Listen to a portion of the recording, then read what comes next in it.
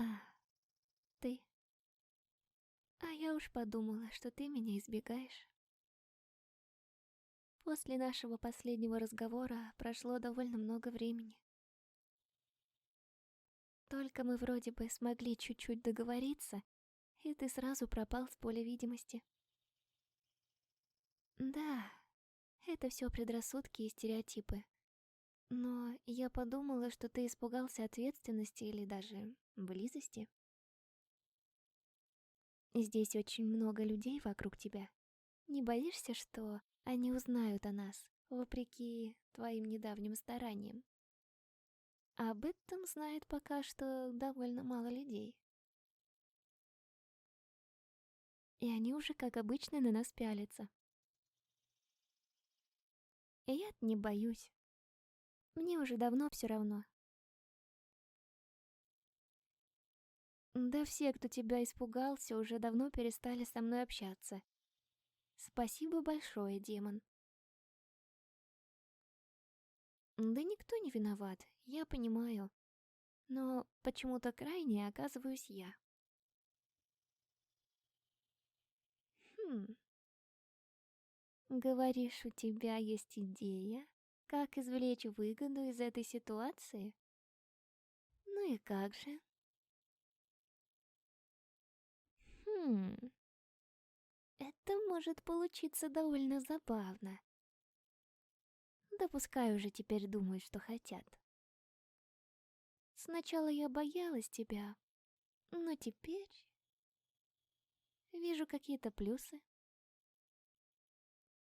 Эта академия очень опасное место, и для таких, как я, шансов справиться довольно мало. Ты же, наоборот, практически с рождения с золотой ложкой во рту. Да я в том смысле, что тебе все дано. Но я не пытаюсь тебя сейчас укорить в этом. Просто как факт. Тем более, что в данной ситуации это даже плюс. Так вот, мне опасно, тебе одиноко. Ой, да брось. Ну, конечно же, я не спорю, что люди хотят с тобой общаться. Но неужели ты не видишь, насколько неискренне они это делают? Одних интересует твой карман, другие просто хотят примоститься к силе. Я даже не прошу тебя совершать каких-то активных действий для того, чтобы мне помочь. Просто будем демонстрировать то, что мы хорошо общаемся. Ну, и мы обязательно исполним твою идею. Мне уже давно хочется хоть как-нибудь отомстить им за эти дурацкие пересуды. А ты хоть знаешь, о чем они болтают? Да они нам уже такие отношения выдумали, такие перипетии, что я каждый раз удивляюсь все снова и снова. Да, сначала говорили, будто бы ты за мной бегаешь, а я тебя игнорирую. Потом наоборот, что бегаю я, а все равно тебе. Потом уже начали выдумывать каких-то любовных треугольников. Потом уже дошло до четырехугольников. И они постоянно менялись углами. Я сначала жутко злилась, а потом начала воспринимать это как шутку, как иллюстрацию глупости. Ну так вот, у тебя хотя бы будет человек, с кем пообщаться, кто скажет тебе, как все на самом деле.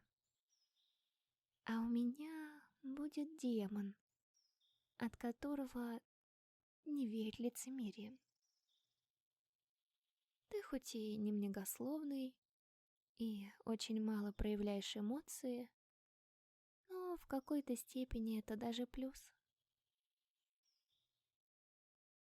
Я думаю, что ты даже не умеешь врать, потому что для таких, как ты, это даже не требуется. К чему это я? Ну, И я всегда думала, что ложь — это удел тех, кто не может расправиться физически или каким-то другим, более тонким образом. Ну так что, будем шокировать публику? Как раз они устроили очередной праздник. Да, что-то вроде бала начала осени. Представляешь, какие у них будут лица, если мы придем вместе, так еще и станцуем по центру зала. Я, правда, танцевать не умею, но раз ты аристократ, то, думаю, у вас танцы в крови. Да-да, и в крови, в упорных тренировках. Ну все, не бурчи. Я уже поняла, что танцевать ты умеешь, так что просто поведешь. На ноги наступать? Может, и не буду. Да шучу, шучу. Я постараюсь. Если мы будем двигаться недостаточно правдоподобно, то никто не поверит. Хотя, в принципе, довольно сложно поверить в такую пару, как мы. Демоны вообще выбирают редко людей, хоть и магов. Ну да, но если бы твой внутренний демон выбрал простую человечку, то ей бы не повезло еще больше, чем мне. Ну да, тебе тоже. С одной стороны, ваша магия дает довольно много преимуществ, а с другой стороны, много недостатков. Большая сила, древние корни.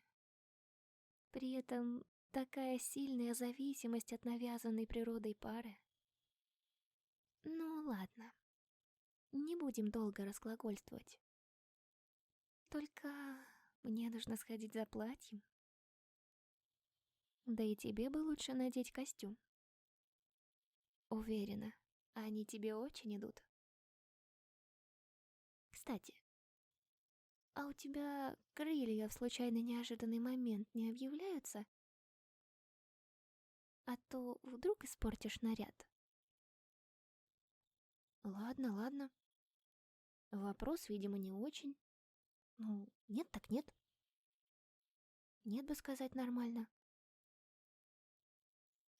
Встретимся здесь же через 5 минут. Ничего недолго. У меня не такой широкий шаг, как у тебя. К тому же, мне нужно сделать хоть какую-то прическу и макияж. Ну, по-быстрому. Кое-как, но хоть что-то. Да много ты понимаешь, демон.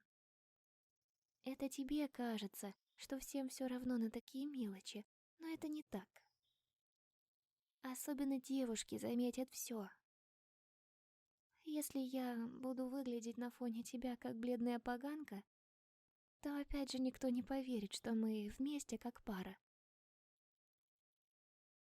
А раз уж мы решили заявить об этом, то надо сделать так, чтобы ни у кого не осталось сомнений. Так что жди. И если немножко опоздаю, то просто подожди еще.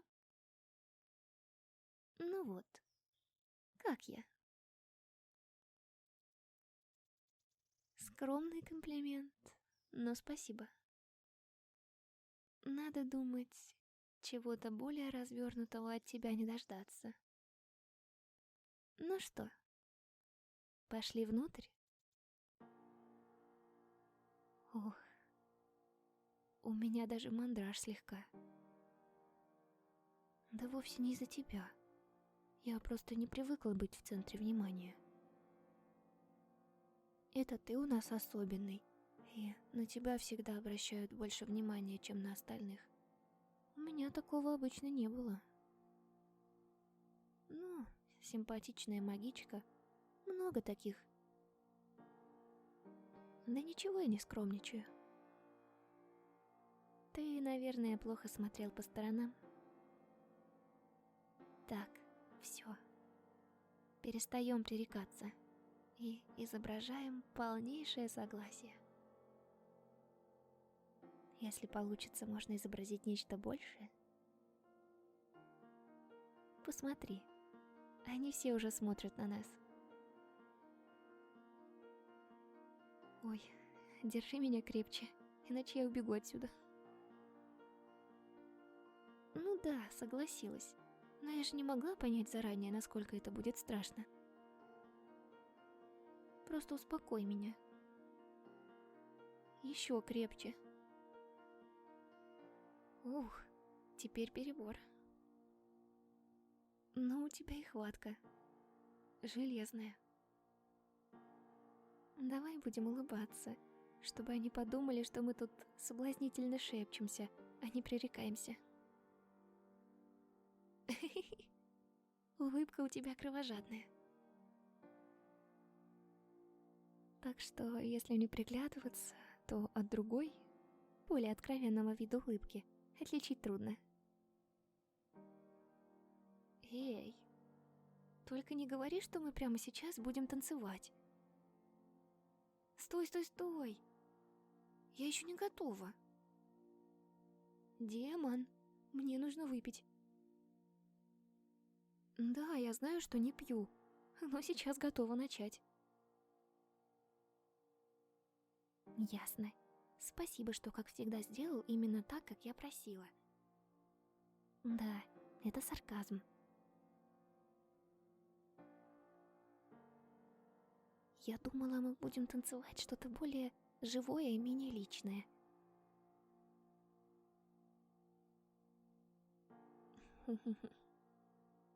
Я не думала, что здесь нужно прижиматься друг к другу настолько близко, демон.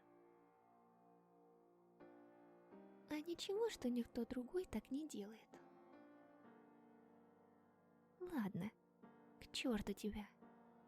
Хочешь реалистичность? Будет реалистичность. Ну-ка, а как тебе вот так?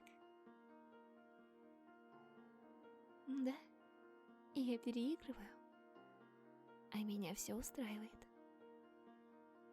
Ты первый начал. Какая низкая поддержка.